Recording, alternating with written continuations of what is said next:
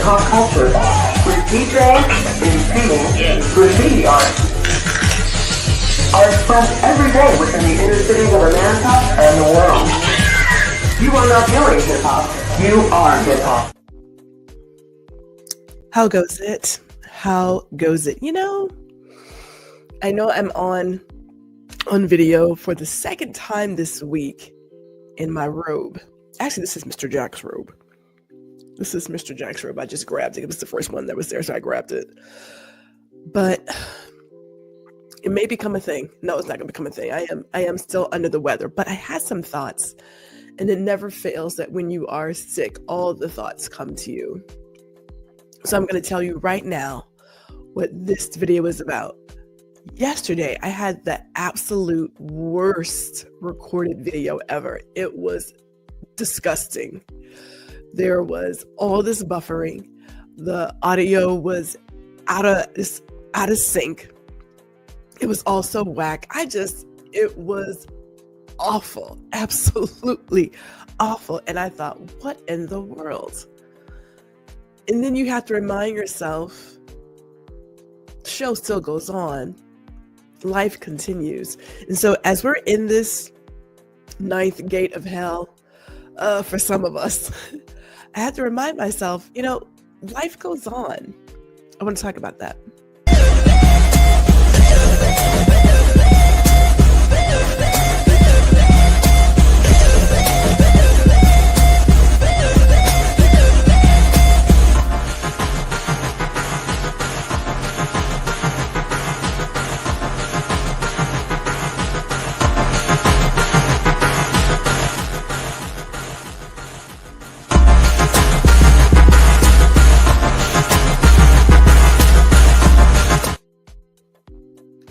Good day. It is Gwendolyn 𝐁𝐞𝐁 Jack, slightly muted, but I am still here, believe it or not. And this is Guuuuurl Listen.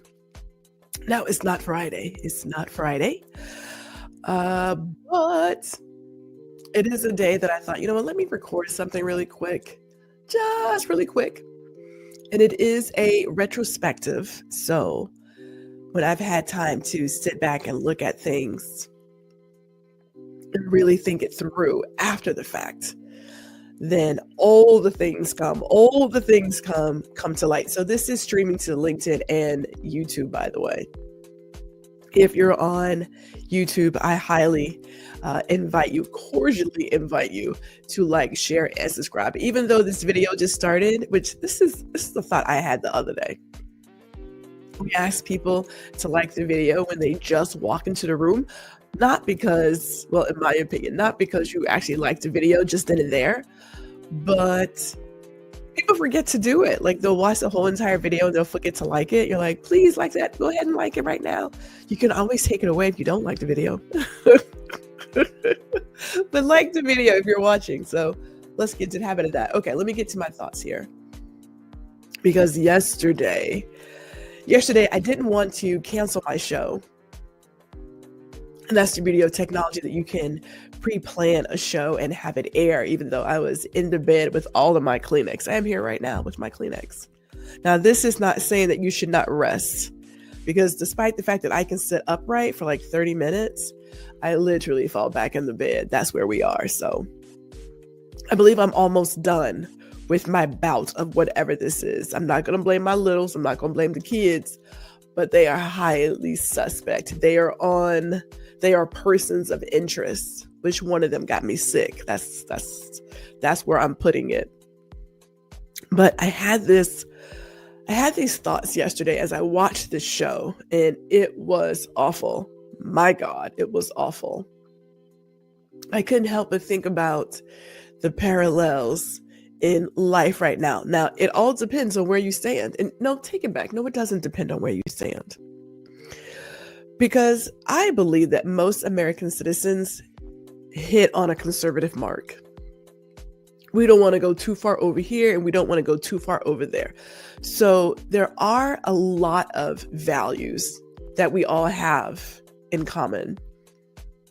There was a gentleman I met years ago who was on the opposite side out of Alabama, and we had a conversation. And I was on his Facebook because we connected, and I was just sharing that I want a safe neighborhood for my family. I want my kids to have a good school. I want to be paid well for my job. I want to be able to afford my quality of life that I'm currently enjoying. I'm also in Texas, so yeah, and a military family. So there are some guns in this house. And according to his followers, we were on the same page. We all agreed on that, right? They're in Alabama, I'm in Texas. We all agreed on that. And this is where it started to go off the rails. I don't believe that I should be forcing my way of life on somebody else. That doesn't make sense to me. I don't believe that I should be forcing how I worship and who I worship on somebody else. I don't believe that I should not allow you to spew your hate. I know it's hateful. I know it's awful, but it's not my place to manage that. Are there consequences for when you do that? Yes, there are always consequences. And you'll find out whatever that is. That's on you. That's not for me to manage. It's not for me to judge. I mean, okay, internally, I'm judging it. All right, not gonna lie about that. But it's not for me to be the person who's like, oh, well, you now get to no longer speak. It's like, that's not our place. And it was so interesting how it quickly took this turn where in the beginning, we were all on the same page. And that's where it stopped. It's the idea of I should have power over somebody. No, we can be power with. We could all share this land. And that's where things go astray. I don't fully understand it. Now, I'm in a different place. I was born into this skin, born into this body. We've always been the underdog. I don't know nothing about trying to have power over somebody. Even as a manager, I believe in power with. As a manager, I don't know. That's not my job. I don't run an adult romper room. That is not my job. I don't get paid for that. I don't understand an adult asking you if they can excuse themselves to go to the ladies' room or the men's room, get your ass up, go to the bathroom, and bring your ass back. It's that simple. I don't get paid for that. But that's where things went astray. So we're in this world right now where there are people who I believe, and if you are one of them, okay, extremely miserable, and they are looking at all the other people who, in my opinion, are living something close to their best life. They are showing up in their genius. They are sharing their joy, which is a form of resistance, by the way.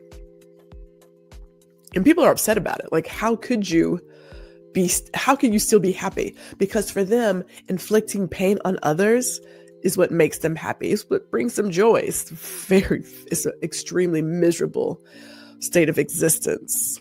If that's all you have going for you is to see somebody else be in pain, to see someone else lose food off of their table, lose their job, close down schools, hospitals, what have you. You need to get on your knees and pray, like real talk. But that's beside the point here. So here's what I was thinking yesterday as this awful show was going on. And I was chatting with the viewers who were in the comments. And I just thought, look at this foolishness. Look at this. This is awful. It is awful. Now, I didn't take the video down because I'm not going to take it down because that's life. Life is never pretty pictures at all times. It's not. Which is why I am here in my robe with a sore throat, barely getting my words out. That's why I'm here. This is real life. We're not going to put on airs for nobody. Please, anybody got time for that? I have zero time for it. Life is not pretty all the time. Life has bumps on the road. There are pitfalls and holes, full-on canyons on the journey to wherever you are going. But we persevere, right? We stay the course. Some of us stay the course. Some of us recognize that even in these darkest hours, when it seems as if there is no way forward, we know that it does get better. I shared this example the other day on my dear friend Ron's show, his Touch Base Daily, that I went into the garage to find something, And I noticed that there was this little ray of sunshine coming in, this little ray of light, and it hit the trash can and it made this beautiful display of light on the floor. It's gorgeous, this little radial pattern. And I said to myself, even when we think we are in our darkest hour, there is a sliver of light that finds its way in, still finds itself. So we may be in this darkest hour right now, and it may be looking really, really janky. Okay, we're not going to say it may look. It is janky. There are some people right now who are trying to do everything they can to erase the accomplishments of those who are melanated. So Black veterans, Hispanic veterans, women, anybody who is not a white male, because it includes white women too. Anyone who's not a white male, they are attempting to erase that history. The fact of the matter is you can't erase what's already happened. You can take down the pictures, you can remove the website links, but those people, the families of those people are going to still tell the story. The books still exist. This is why storytelling is important. This is why photography and videos are important. You're going to still tell the story. You can do all that you want to do to erase people's accomplishments. You can block the words. It does not remove the fact that you're still less than.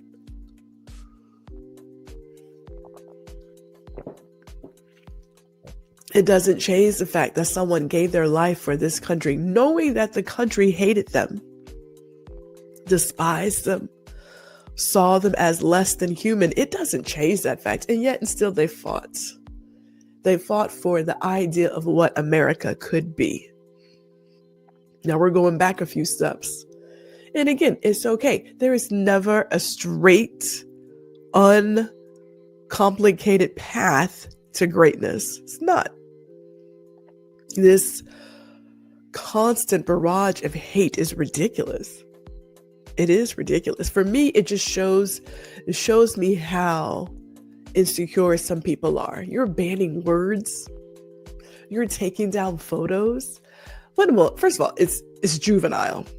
Juvenile is trivial.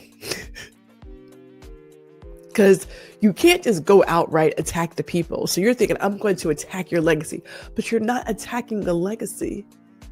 You're attacking static images. It doesn't change how we see Thurgood Marshall. It doesn't change how we see these Black, Hispanic, Asian American women. It doesn't change how we see those veterans, those heroes. It doesn't change that. If you want to take up the whole entire street, take out the street signs. It does not change what is happening. It does not change that at all. Understand that. The chaos and the madness is the point of it all. How much pain can you inflict and how fast can you inflict it? That's the point of it all. That's the point. The on again, off again relationship. The disruption of everyday services. The chaos and the pain is the point. The idea is to do everything you can to wear somebody down mentally, physically, emotionally. That's the whole point of it all. Because if they can wear you down in those three areas, it makes it easier for you to just give in. You just give in. You're like, you know what? What's the point? What's the point of all of this?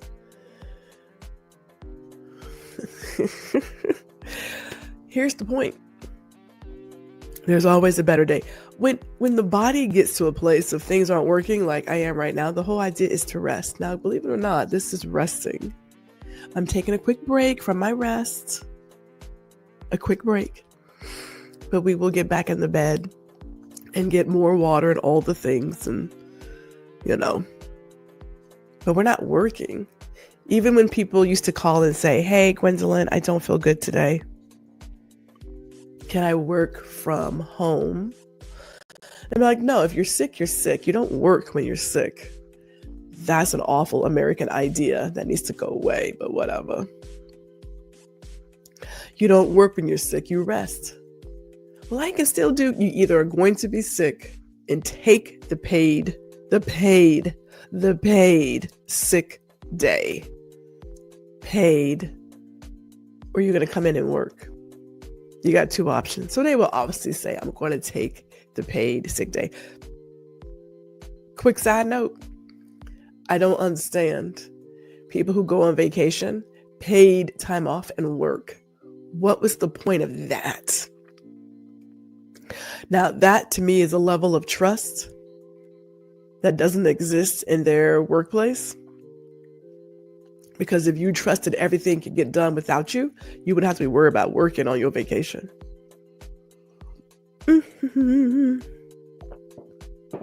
But that's not today's topic. I'm going to leave that one for some other day. Let me continue because I got to wrap this up. I'm losing it. You rest. Now, in this chaotic time, we are going to rest. We're going to keep our eye on what's going on. We may do a little something here and there, but we're resting. We're resting so that when it is time to show up, as we will be showing up at some point in time, we'll be ready. We'll be stronger. We'll be perfectly formed. And I hate to use the word perfect, but I'm going to go ahead and use it in there. We'll be clearly informed, but we'll be together. We'll be ready. That's how it's going to be. Now, for some of you are already out there protesting. I say have at it. This 92%, I'm sitting down. I'm sitting down for a couple of months, as a matter of fact. I will do what I do in the meantime. We'll place a phone call. We'll write some emails, things of that nature. But we're not getting on the streets. We have done. We did our parts is how I'm saying it. We did our part. Let me wrap it up. Because I got to wrap this up for myself more than anything. It's not going to always be pretty. I don't care what it is that we're doing. It's not going to always be pretty. It's just not. That video yesterday, and I'm going to link it somewhere so you can watch it. I don't know which side I'm on. It don't really matter. I'm going to link it so you can watch it if you want to watch it. When I tell you, disappointed. I was so disappointed. But here I am. There's so many more shows to go. There are so many more opportunities to get it right. Things are going to happen. And nothing really happens like going live and stuff happening. Now, it was recorded. But that doesn't mean that if I was live, something wouldn't have happened either. Stuff happens. That's life. That's why I hate using the word perfect. It doesn't exist. You're going to get really, really, really, really, really good. And I hate even using that many reallys. You're going to get as close to it as you possibly can. But there will always be something that you wish you could have done better. So for me, I thought, you know what? I'm going to leave that little raggedy video up. If it gets more than 10 views, God bless it. That'll be amazing. But I will see you all next week, God willing. I will see you all next week. There's a lot of stuff going on out there. You should probably be like me and limit yourself on how much you actually take in. I give myself 2 hours. And I pick certain days to get the news. I get clips. Literally, I go anywhere from 2 minutes to a 6-minute clip. 15 is pushing it. I need quick clips of what the topic is. What are the downsides of it? Were there any positives? And I keep it moving because you got to protect this right here. Protect your inner peace. Trust that. Ooh, child. Okay. I'm almost done. You know what? I want to do one last thing. The 𝐤𝐞𝐁𝐞 email list. Now, in my YouTube bio, there is a link tree. There's a link. I think there's another link too that will take you to the sign up page for the email list. You're going to start hearing a lot of people talking about using email. There's a reason for that. We don't own these platforms. These platforms are not owned by us. And at any time, like a Meta or a TikTok, they can get on the bandwagon and they can decide what does and doesn't get any views. Just saying, if they're banning words, please don't think that this is too far-fetched. It's not that far-fetched. It's not. So get on the email list. I typically do 1 email a month because I have 5,000 other things happening, but that's what I typically do. Check it out. With that, I am now going to say, I'm going to take myself back to bed. Me and my Texans mug. Is it football season yet? Okay, never mind.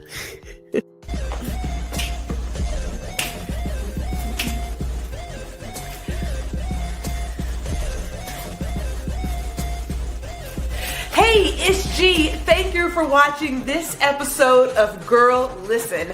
Be sure to catch me every Friday at 4 p.m. Central, 5 p.m. Eastern. And while you're here, I cordially invite you to like, share, and subscribe to my YouTube channel. See you all next week.